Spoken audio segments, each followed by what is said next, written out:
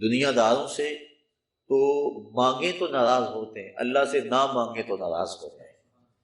دنیا داروں سے مانگنا ہو تو وقت دیکھنا پڑتا ہے کہ اب صاحب سوئے ہوئے ہیں، ابھی بیدار ہوئے ہیں، اب اگر مانگا تو ابھی مزاج میں چڑچڑا پن ہوگا، ابھی کل مانگا تھا اب دوبارہ کچھ وقفہ پڑھ لینا چاہیے۔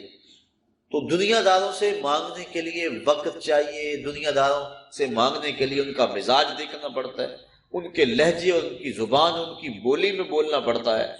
لیکن مالک سے صبح مانگو پھر بھی دیتا ہے، دوپہر کو مانگو پھر بھی دیتا ہے، شام کو مانگو پھر بھی دیتا ہے، سحری کے وقت اٹھ کے کنڈا کھڑکاؤ در رحمت کھلا پاؤ گے۔ اردو میں مانگو، عربی میں مانگو، سندھی میں مانگو، پشتو میں مانگو، نظم میں مانگو، نثر میں مانگو، نہیں مانگنا آتا یوں ہی ہاتھ پھیلا دو۔ اس کی رحمت کے دروازے کھلے ہیں، اس سے اپنے لیے مانگو پھر بھی دے گا، اوروں کے لیے مانگو پھر بھی دے گا، مانگا ہے پھر دوبارہ مانگنے کھڑے ہو جاؤ پھر عطا کرے گا۔ تو مالک سے مانگتے رہنا ہی بندے کے لیے اعزاز و افتخار ہے، اور مالک کی شان یہ ہے کہ اس کے خزانوں میں کمی نہیں آتی، وہ دنیا کو نواز دے اس کے خزانوں میں کوئی کمی نہیں۔ اس لیے کہا کہ مجھ سے مانگو میں تمہارے سوال کو پورا کروں گا، تم مجھ سے دعا مانگو میں اس کو قبول کروں گا۔ تو آج کے اس اجتماع کا پہلا مقصد دعائے مغفرت ہے، ہم مرحوم کے لیے دعا مانگنے کے لیے جمع ہے کہ اللہ انہیں کروٹ کروٹ جنت کی بہاریں عطا فرمائے۔ دوسرا مقصد پسماندگان سے اظہار تعزیت و محبت، کیونکہ اگر دعا ہی مقصد ہوتا تو دعا گھر بیٹھے بھی ہم مانگ سکتے تھے۔ اس موسم میں دور و نزدیک سے چل کر آپ اور میں یہاں پہنچے، صرف اگر دعا مقصد ہوتا تو ہم جہاں جہاں تھے وہاں ہی مانگ لیتے، لیکن مرنے والوں کے پسماندگان سے اظہار تعزیت کرنا، ان کے پاس آ کے دعا مانگنا، یہ حضور علیہ السلام کی سنت سے ثابت ہے۔ اللہ کے محبوب صلی اللہ علیہ وآلہ وسلم تشریف فرما تھے کہ ایک صحابی جن کا نام تھا معاذ ابن مالک رضی اللہ تعالی عنہ، وہ حاضر ہوئے اور عرض کی طہرنی یا رسول اللہ صلی اللہ علیہ وسلم، حضور مجھے پاک کر دیجئے۔ آقا کریم صلی اللہ علیہ وآلہ وسلم نے فرمایا جاؤ اللہ سے معافی مانگو، اللہ تمہارے گناہ معاف کر دے گا۔ گئے معافی مانگ، توبہ کی، لیکن اضطراب ایسا تھا، کیفیت ایسی تھی، پھر پلٹ کے آ گئے، پھر کہا طہرنی یا رسول اللہ، آقا مجھے پاک کر دیجئے۔ حضور نبی رحمت صلی اللہ علیہ وآلہ وسلم نے ارشاد فرمایا جاؤ اللہ سے معافی مانگو، وہ تمہارے گناہوں سے درگزر فرما لے۔ گئے پھر پلٹ کے آ گئے، پھر آقا کریم نے پوچھا بیما اطہرو کا، تجھے کس جرم سے پاک کرو؟ بار بار پوچھتا ہے، بار بار کہا کہ اللہ کی بارگاہ میں توبہ کرو وہ معاف کر دے گا، لیکن پھر تم واپس پلٹ آتے ہو بیما اطہرو کا، تمہیں کس گناہ سے پاک کرو؟ قال من الزنا، عرض کی حضور مجھ سے زنا سرزد ہو گیا ہے، اور اس کی جو سزا دنیا پر ہے وہ بڑی کڑی اور سخت ہے، وہ میں برداشت کر لوں گا، لیکن آخرت کی سزا میرے بس کا روگ نہیں۔ اللہ کے محبوب صلی اللہ علیہ وآلہ وسلم نے ایک دن جبریل امین سے پوچھا مجھے جہنم کے عذابوں کا تذکرہ سناؤ۔ مشکات کی روایت ہے، عرض کی حضور سب سے ہلکا عذاب، اخف العذاب، سب سے ہلکا عذاب جو جہنمیوں کو دیا جائے گا وہ یہ ہوگا کہ ان کے پاؤں میں آگ کے جوتے رکھے جائیں گے، باقی پورا بدن سلامت ہوگا لیکن پاؤں میں آگ کے جوتے ہوں گے، اس کی گرمی اور حرارت اتنی ہوگی یغلی منہما دماغ، کہ دماغ پگھل کے ناک اور کانوں کے راستے سے باہر آ جائے۔ یہ سب سے ہلکے عذاب کی کیفیت ہے۔ جو سخت عذاب ہے العیاذ باللہ، آج لوگ پرواہ نہیں کرتے، بلکہ کئی لوگ ایسی بات کہتے ہوئے پائے گئے تو کوئی بات نہیں، اگر گئے بھی تو ایک غوطہ لگے گا پھر جنت میں چلے جائیں۔ فما اصبرهم علی النار، لوگوں کا آگ پر کتنا حوصلہ ہے۔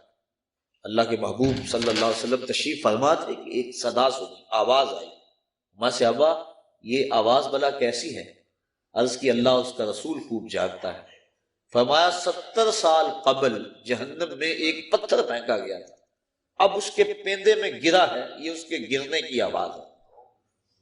تو جہنم کی گہرائی 70 سال کی مسافت پہ ہے، اور اگر ایک غوطہ بھی لگا تو 140 سال لگ جائے، تو کتنے حوصلے سے، کتنی ڈٹائی سے کہہ دیا جاتا ہے کوئی بات نہیں۔ کوئی کہتا ہے یہ جہاں بٹھا اگلا کس نے بٹھا۔ حضرت غوث اعظم شیخ عبد القادر جیلانی رحمت اللہ تعالی علیہ فرماتے ہیں جاؤ قبرستان میں جا کے دیکھو کتنے کتنے حسینوں کی مٹی خراب ہو رہی ہے، جو اپنے بدن پہ چٹکی مٹی نہیں پڑنے دیتے تھے، آج ان کا کفن بھی تار تار ہو گیا۔ اللہ اکبر۔ تو جہنم کے عذاب بڑے سخت ہیں۔ روایات میں آتا ہے جب جہنمی جہنم میں جائے گا، اس شدت کی پیاس لگے گی اور بار بار تقاضا کرے گا مجھے پانی دیا جائے۔ 70 سال تو اس کی آواز کوئی نہیں سنے۔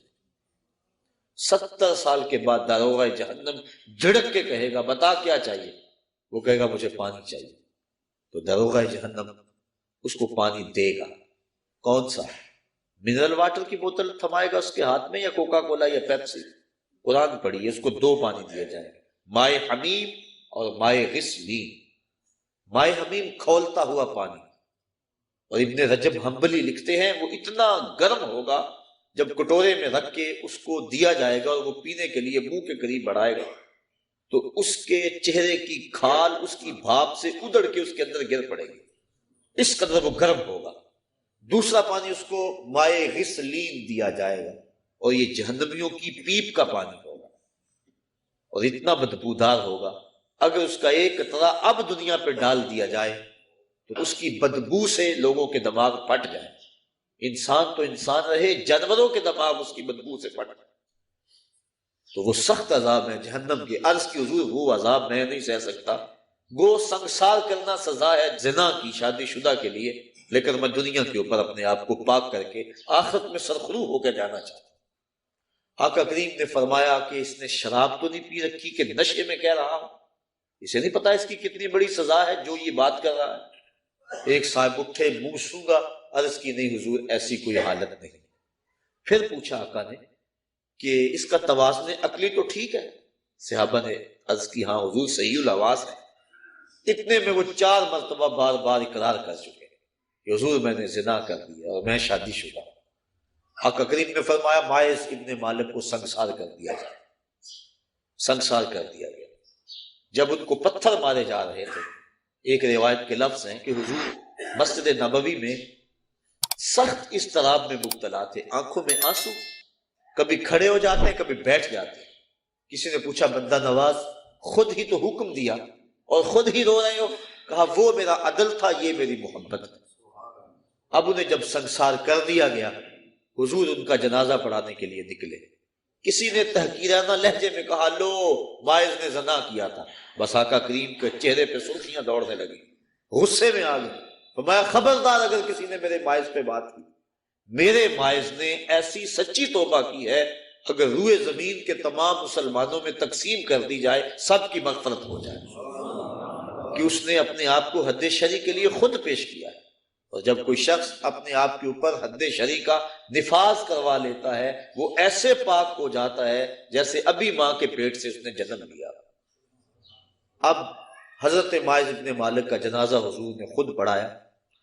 ان کی وفات کا دوسرا دن تھا یا تیسرا دن، راوی کو شک ہے کہ دوسرا دن تھا یا تیسرا دن۔ اللہ کے محبوب صلی اللہ علیہ وآلہ وسلم ان کے گھر تشریف لے گئے۔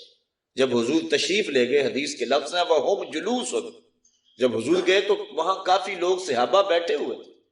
آقا کریم نے ارشاد فرمایا اپنے بھائی مائز کے لیے مغفرت کی دعا کرو۔ اگر دعا ہی مقصود ہوتی تو وہ گھر بیٹھے بھی ہو سکتی تھی، اگر دعا ہی مقصود تھی تو وہ حجرہ عائشہ میں بھی ہو سکتی تھی، وہ ستون تہجد کے پاس بھی ہو سکتی تھی، وہ مسجد نبوی میں بھی ہو سکتی تھی، نماز کے بعد اجتماع میں دعا کی جا سکتی تھی، پھر نماز جنازہ خود دعا ہے۔ پھر آقا کریم یہ بھی فرما چکے ہیں کہ میرے مائز نے ایسی سچی توبہ کی ہے اگر روئے زمین کے لوگوں کو تقسیم کر دی جائے لَكَفَاهُمْ، ان کے لیے بھی کافی ہو۔ تو پھر حضور ان کے گھر دعا مانگنے کے لیے کیوں گئے؟ تاکہ پسماندگان سے اظہار تعزیت و محبت ہو جائے، اور جس کے گھر میں حضور گئے ہوں گے کوئی دکھڑا رہا ہوگا، وہ کیا کسی نے کہا کہ یہ الگ بات ہے کہ تم آئے ہو تو کوئی نہیں، ورنہ درد تو یہاں ہزار رہتے ہیں، تو جب حضور گئے ہوں گے، دکھڑے دور ہو گئے ہوں گے، تو پسماندگان کے ہاں جا کے تعزیت کرنا، ان کے دکھوں کو کم کرنا ہوتا ہے۔ تو ایسی محافل کا دوسرا مقصد اور مدعا یہ ہے کہ ہم پسماندگان سے اظہار تعزیت کریں۔ پہلا مقصد دعائے مغفرت، جس کا تعلق مرنے والے کی ذات سے تھا۔ دوسرا مقصد پسماندگان سے اظہار تعزیت و محبت، اور تیسرا مقصد میں اور آپ اپنی ذات کے لیے عبرت اور فکر لے کے جائیں کہ آج وہ ہمارے اندر نہیں، ایک وقت ہمارے اوپر بھی آنے والا ہے کہ ہم بھی قبر کی تنہائیوں میں ہوں گے اور لوگ ہمارے لیے جمع ہو رہے ہوں گے۔ جب وہ گھر سے نکلے تھے تو انہیں تو یہ پتا نہیں تھا کہ میں واپس پلٹ کے آ نہیں سکوں گا، نہ بچوں کو پتا تھا کہ ہم اپنے باپ کو آخری بار دیکھ رہے ہیں۔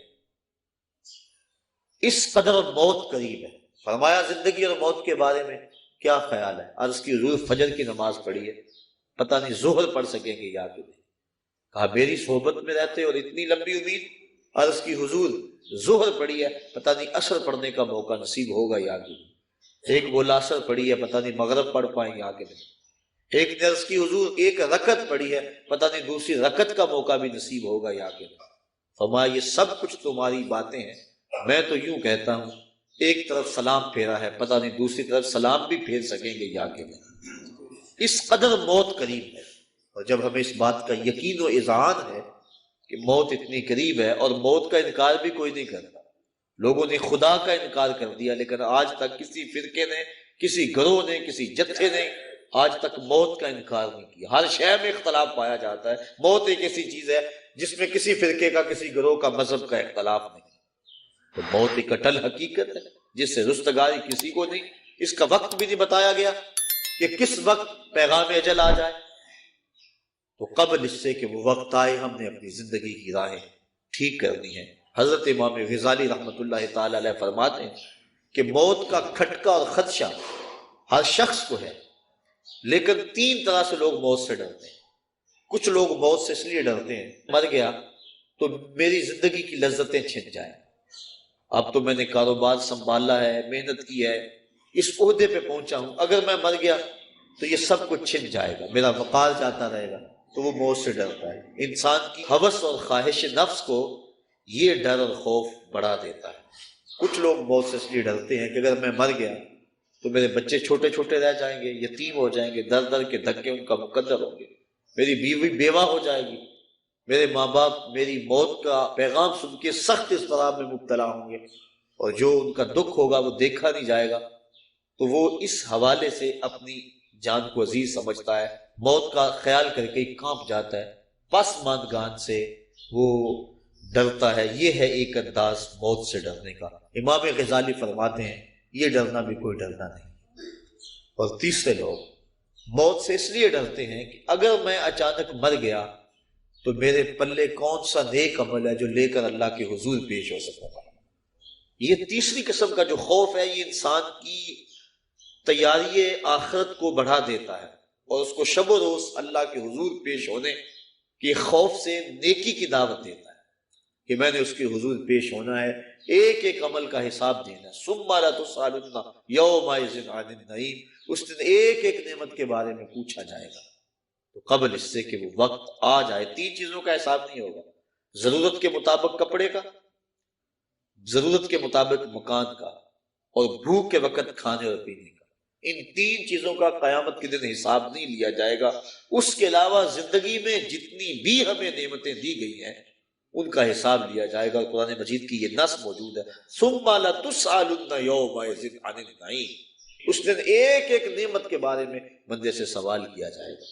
آج ہم جو کچھ کر رہے ہیں سب کچھ لکھا جا رہا ہے، کرامن کاتبین بیٹھے ہوئے، ہمارا نامہ اعمال تیار ہو رہا ہے، ہم بھولے ہوئے لیکن وہ نہیں بھولے، وہ غفلت نہیں کرتے، ایک ایک چیز لکھ رہے ہیں۔ قیامت کے دن جب سب کچھ سامنے آئے گا تو اس وقت انسان جب نامہ اعمال دیکھے گا پھر حیران ہوگا اور کہے گا ما لہذا الکتاب لا یغادر صغیرۃ ولا کبیرۃ الا احصاها، ہائے اس کتاب کو کیا ہو گیا، اس نے چھوٹی بڑی کوئی چیز نہ چھوڑی، سب کچھ لکھ دیا۔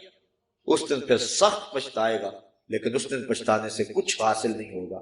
وقت پر کافی ہے ایک قطرہ بھی آب خوش ہنگام کا، جل گیا جب کھیت برسا بھی تو پھر کس کام کا۔ آج اگر ہم پچھتا لیں تو آج توبہ بھی کر سکتے ہیں، جب توبہ کر لیں گے تو ما قبل کے گناہ دھل جائیں گے۔ اور اگر ہم غفلت میں زندگی گزار دیتے ہیں تو کل قیامت کے دن انسان کو سخت پچھتاوا ہوگا، اور پھر اچانک موت، پتہ ہی نہیں ہے۔ بندہ اپنی توبہ کو مؤخر کرتا رہتا ہے، اس کو کہتے ہیں طول عمل، مؤخر کرتا رہتا۔ ابھی میری بڑی زندگی پڑی ہے، بعض وقت کسی کو کہے نا نیکی کی دعوت دیں، وہ کہتا جناب بس میں ریٹائرمنٹ لے لوں، اس کے بعد انشاءاللہ میں نے بچوں کی شادیاں کرنی ہیں، پھر حج کرنا ہے، پھر میں ہوں گا اور مسجد ہوگی۔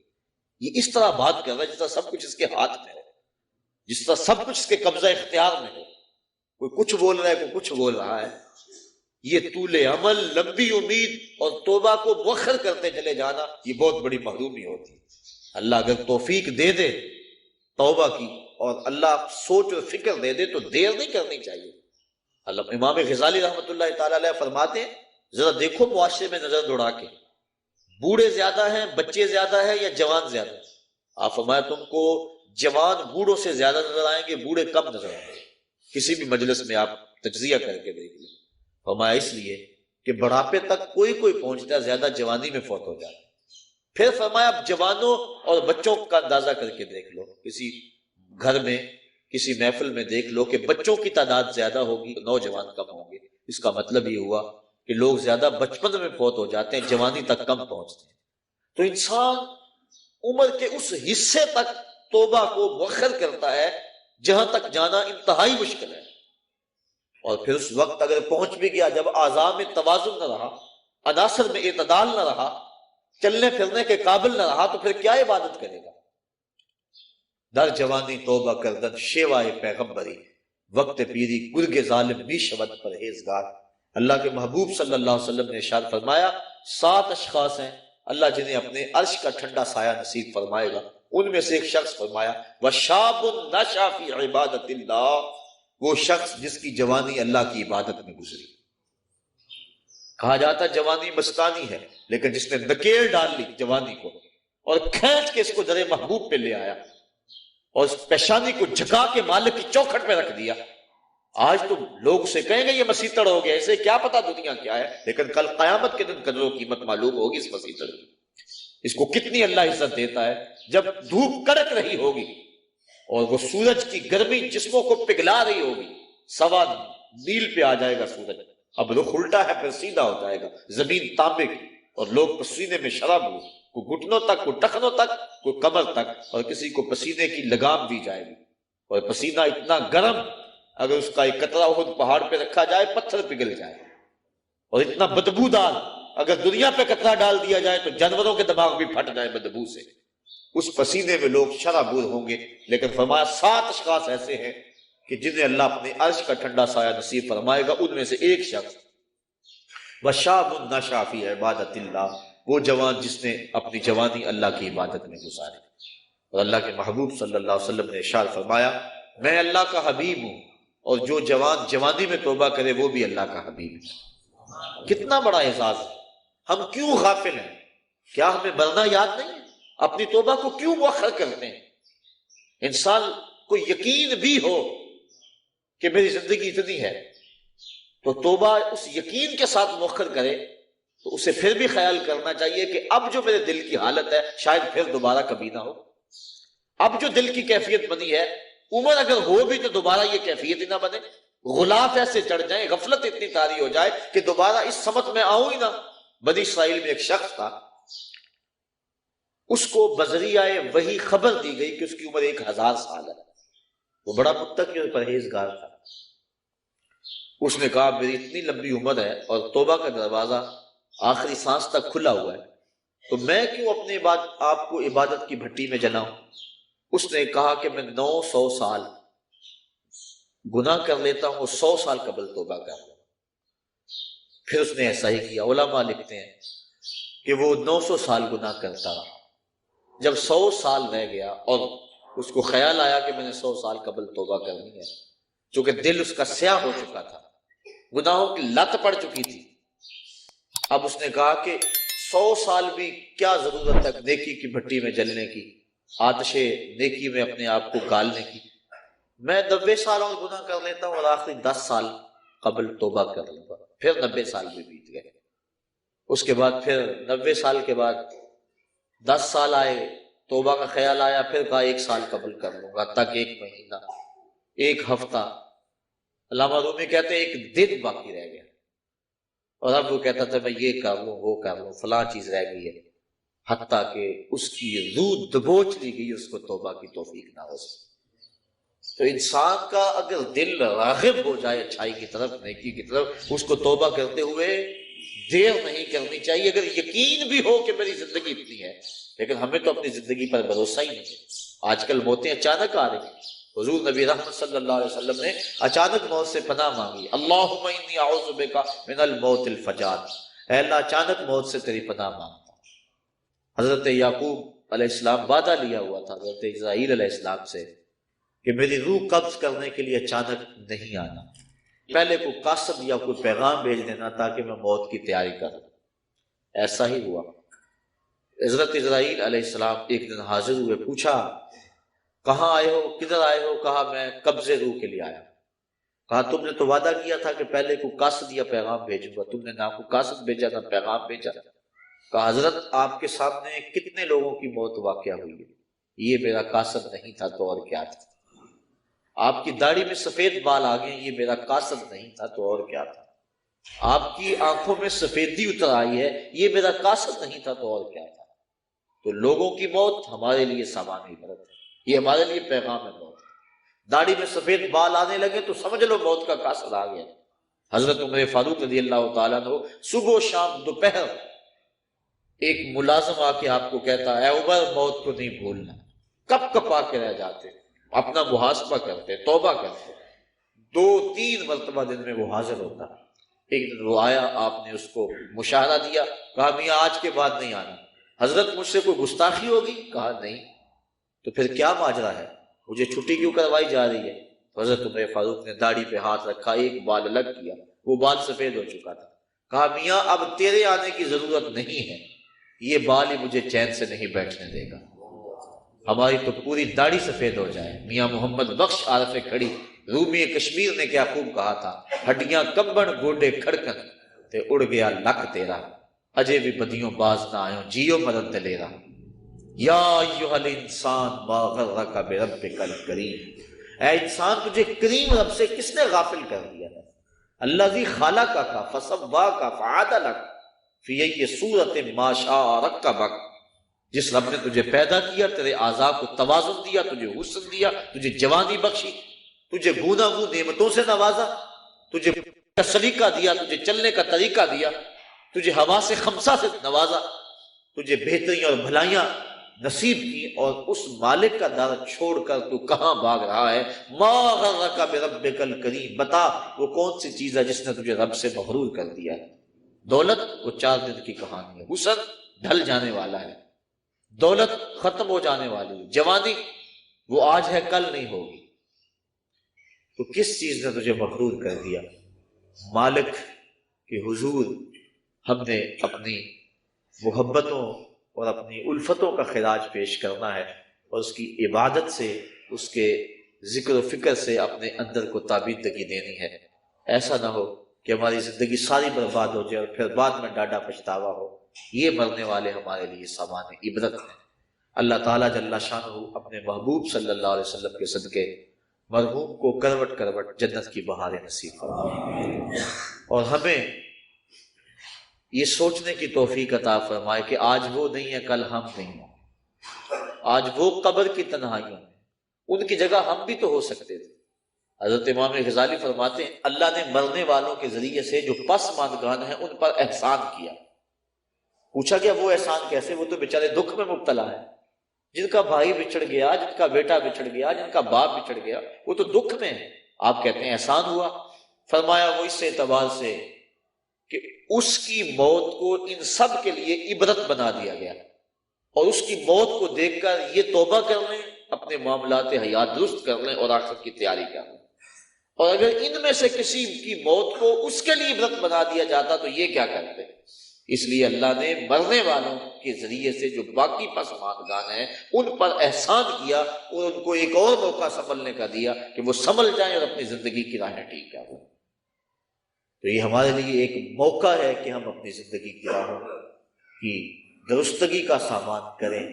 آج وہ چلے گئے، ہمیں پیغام دے گئے کہ میاں تم بھی ہمارے پیچھے آ رہے ہو، اور کوئی پتہ نہیں کہ پیغام اجل کس وقت آ جائے اور پھر کوئی حجت باقی نہ رہے۔ آئیے میں اور آپ اپنے مالک سے رجوع کریں اور اپنے مالک سے اپنے پچھلے گناہوں کی بخشش مانگے۔ آج ہم اگر توبہ کر لیتے پچھلے گناہ دھل جائیں گے، ماں قبل کے سارے گناہ معاف ہو جائیں گے۔ حضور نبی رحمت صلی اللہ علیہ وسلم نے ارشاد فرمایا التائب من الذنب کمن لا ذنب لہ، گناہ سے توبہ کرنے والا ایسا ہوتا ہے جس طرح اس نے گناہ کیا ہوا ہی، بالکل اللہ صاف اور پاک اسے فرماتا ہے جس طرح ماں کے بطن سے ابھی اس نے جنم لیا۔ اگر آج ہم توبہ کر لیتے ہیں تو ماضی صاف ہے اور آئندہ اپنی زندگی کو احتیاط سے گزاریں، لیکن آج اگر ہم توبہ نہیں کرتے، رجوع نہیں کرتے اور ہمارا بوجھ بڑھتا چلا جاتا ہے، اور اگر توبہ کی توفیق بھی نہیں ہوتی اور اچانک موت ہماری روح اچک لیتی ہے، تو پھر آخرت کے معاملے تو بڑے سخت ہیں۔ تو قبل اس سے کہ وہ وقت آئے اور پھر پچھتاوا لگے، مجھے اور آپ کو آج ہی اپنی اصلاح کرنی چاہیے۔ اللہ تعالیٰ جل شانہ مرحوم کو کروٹ کروٹ اپنے جوار رحمت میں جگہ نصیب فرمائے اور پسماندگان کو صبر کی لازوال دولت عطا فرمائے، چونکہ مشکل کے موقع پہ صبر ہی اجر کا باعث بنتا ہے۔ اللہ کے محبوب صلی اللہ علیہ وآلہ وسلم نے صبر کی تلقین فرمائی جب ایک خاتون راستے میں حضور نے دیکھا کہ وہ رو رہی ہے، میں اس میری یا امت اللہ، اے اللہ کی لونڈی صبر کرو، کیونکہ اگر انسان صبر نہیں کرے گا تو کیا کر لے گا؟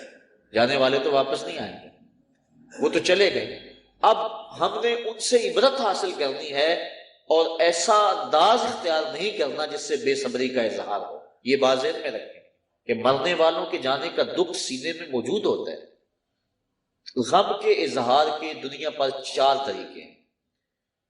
دل غم زدہ ہوتا ہے، یہ ایک فطرت ہے۔ آنکھوں سے آنسو بہتے ہیں، یہ بھی ایک فطرت ہے۔ انسان اپنی زبان سے واویلا کرتا ہے اور اپنے ہاتھوں کو اپنے بدن پہ مارتا ہے، تماچے لگاتا ہے۔ یہ 4 طریقے ہیں۔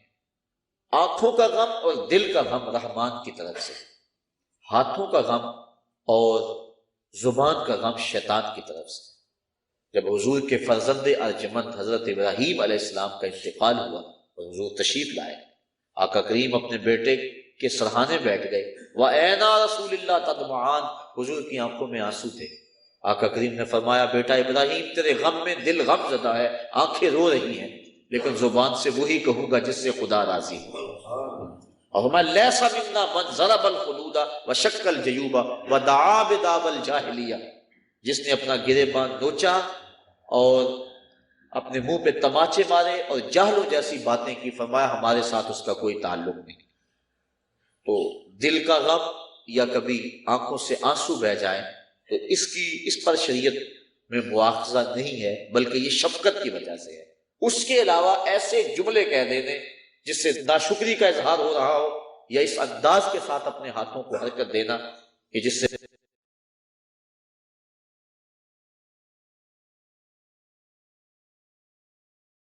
ایک سانس کا پتہ نہیں، اس مستقبل کی بات ہے۔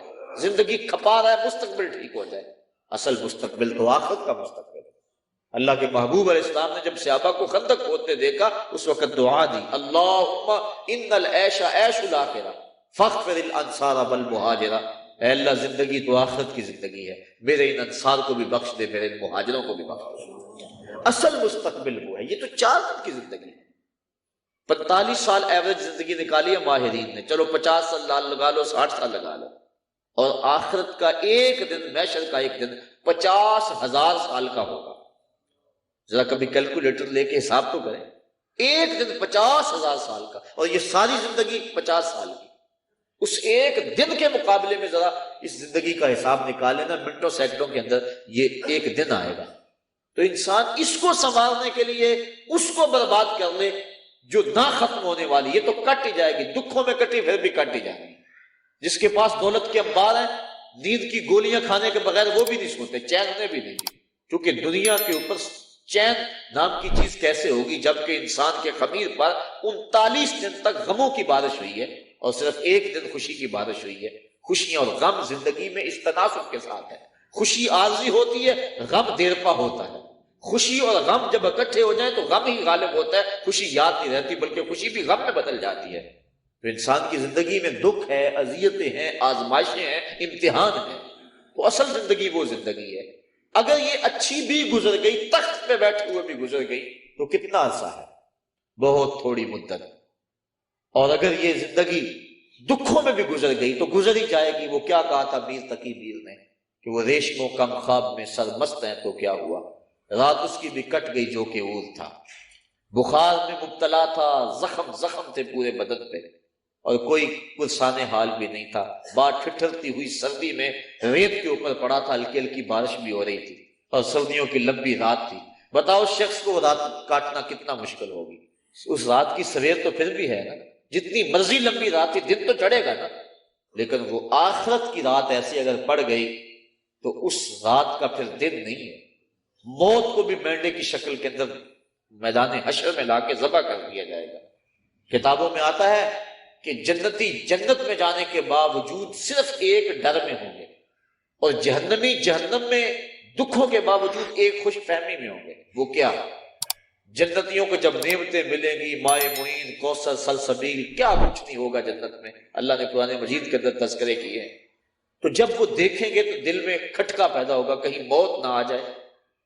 اور جہنمی جب دکھ، آگے بھی آگ، پیچھے بھی آگ، دائیں بھی بائیں بھی، اوپر بھی نیچے بھی، اور یہ آگ کو جلاتی ہے، وہ آگ اس سے 70 گنا تیز، اور یہ صرف جلاتی اور خشک کرتی ہے، وہ چپک جاتی ہے لوگ کی طرح جسم کے ساتھ، اور بدبودار آگ ہے اور سیاہ رنگ کی آگ ہے۔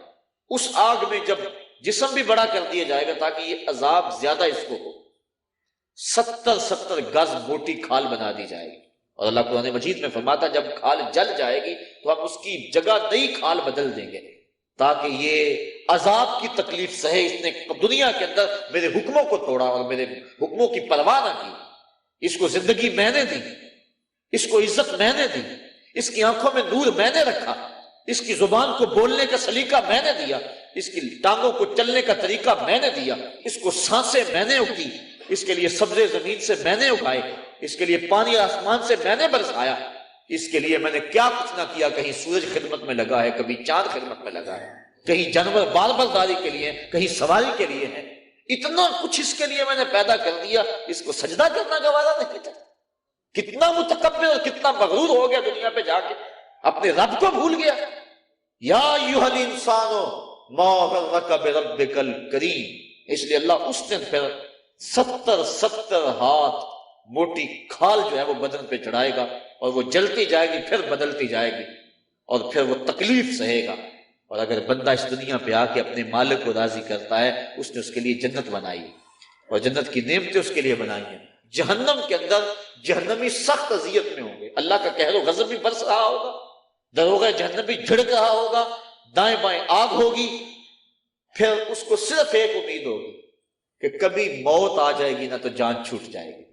جب مریض تڑپتا ہوتا ہے تو وہ موت مانگتا ہے، وہ موت مانگے گا۔ جنتی جنت میں جا کر یہی کھٹکا ہوگا کہیں موت نہ آ جائے، اور جہنمی جہنم میں جا کر اسی خوش فہمی میں ہوں گے کبھی موت آ گئی تو جان چھوٹے گی۔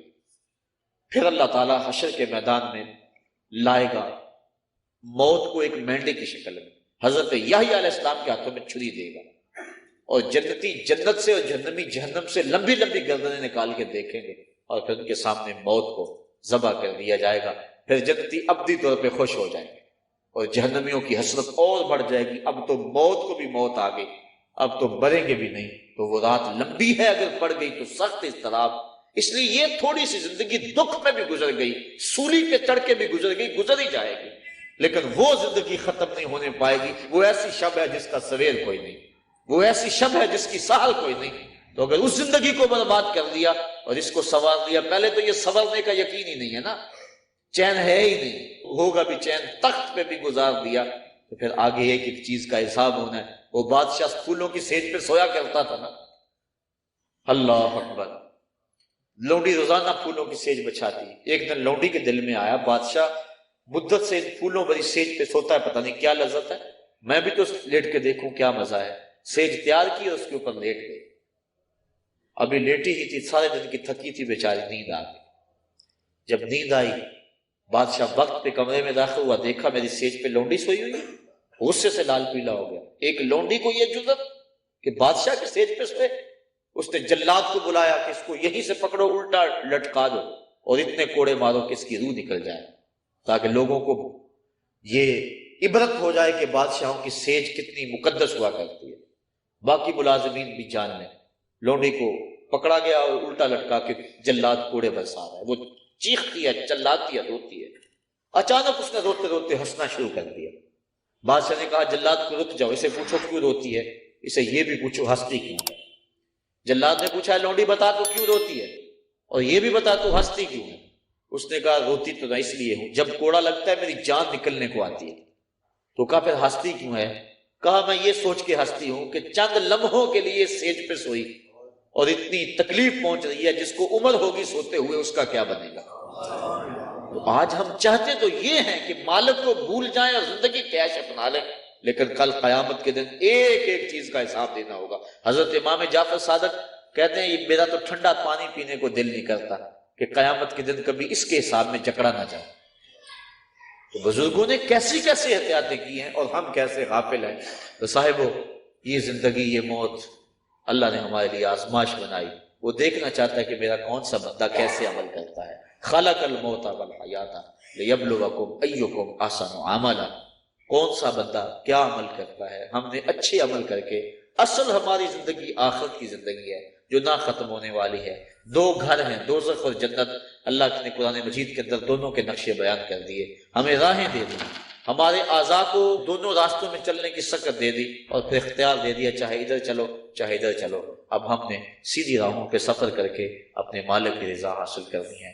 اللہ تعالیٰ جل شانہ برادرم عبدالرشید صاحب مرحوم کو کروٹ کروٹ جنت کی بہاریں عطا فرمائے، ہم سب کو مرنے والوں سے عبرت حاصل کرنے کی توفیق عطا فرمائے، اور پسماندگان کو صبر جمیل اجر عظیم عطا کرے۔ وآخر دعوانا ان الحمدللہ رب العالمین۔